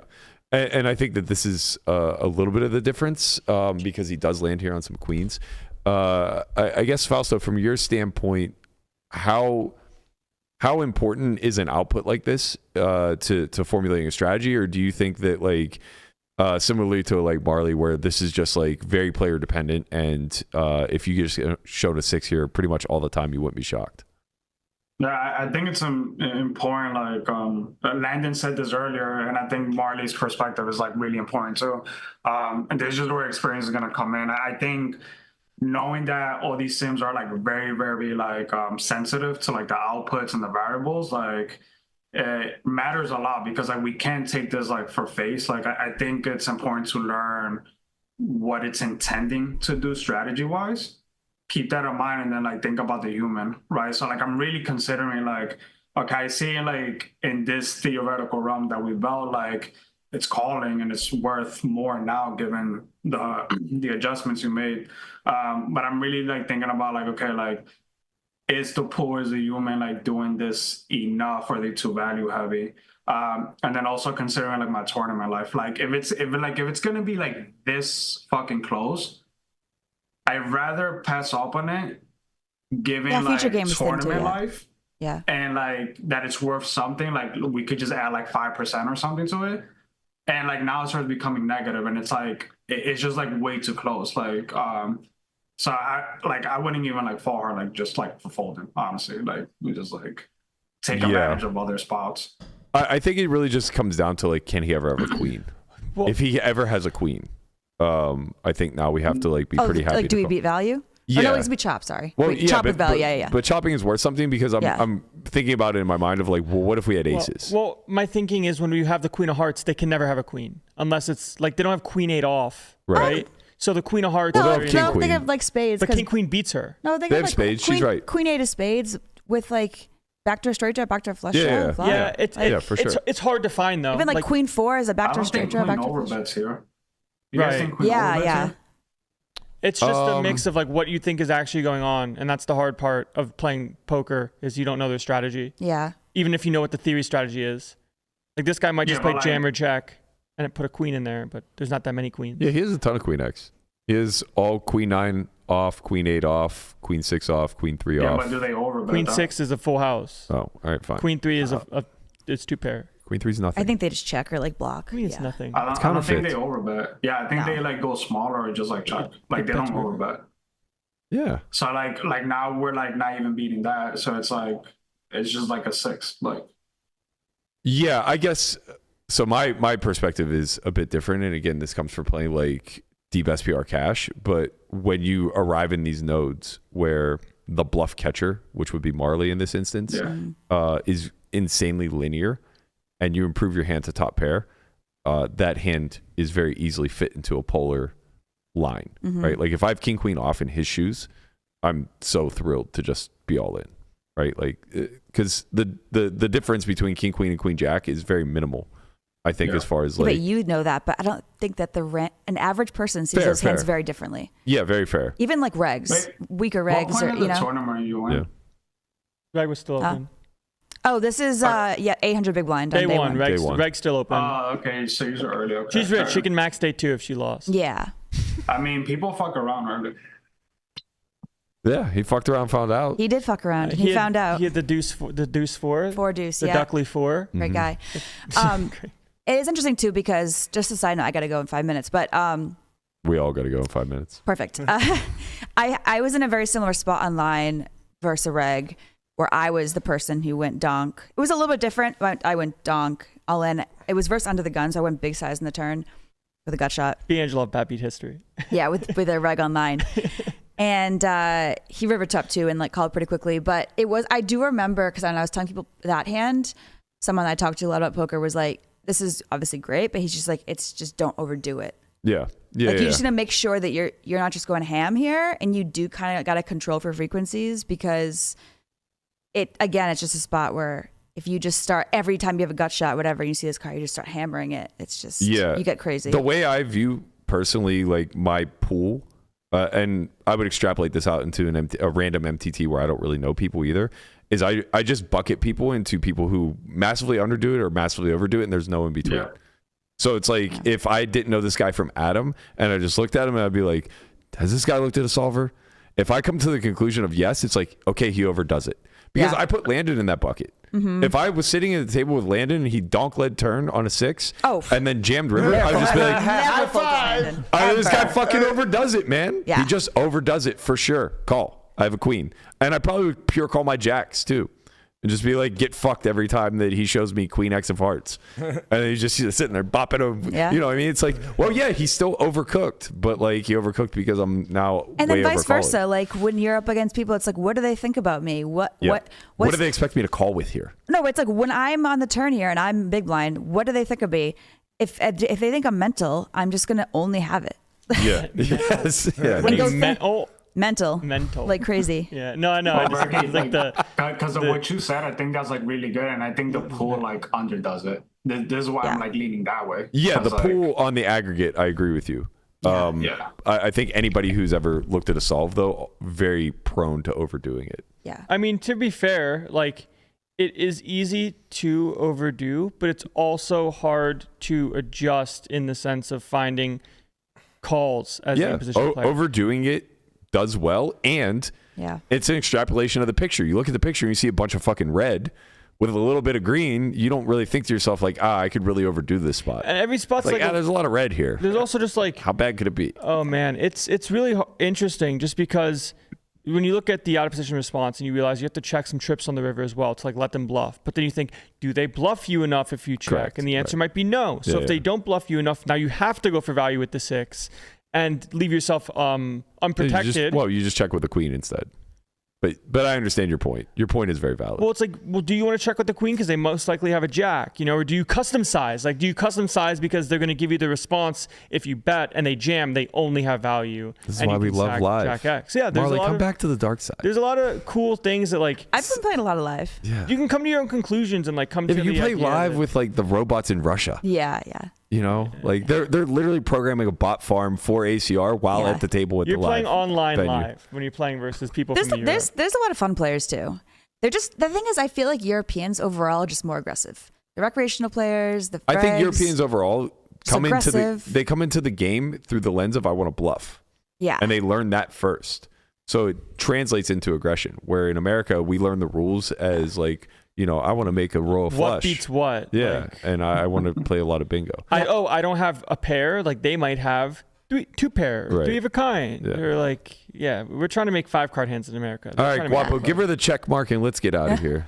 She gets the big check mark. Deuce 4 off's a fold pre, yeah? Suited clubs, I think. Oh, Deuce 4 suited? Okay. Yeah. That's just a good hand. But yes, Deuce 4 off is a fold. Deuce 4 is a good hand for him, yeah? Yeah. He played it fine. He played great, yeah. He played every street fine. You put away your solver.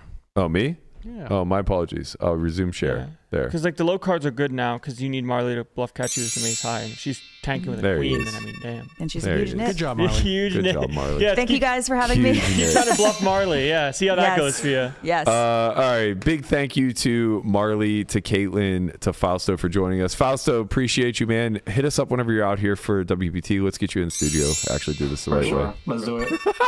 The wizard likes Fausto. Gracias. Yay. Oh, man. Wow. Congratulations on the new edition. Congratulations on the 100K score. We will talk to you again soon. I won the poll today, man. I don't care. Yeah, I know. You're pissed about it.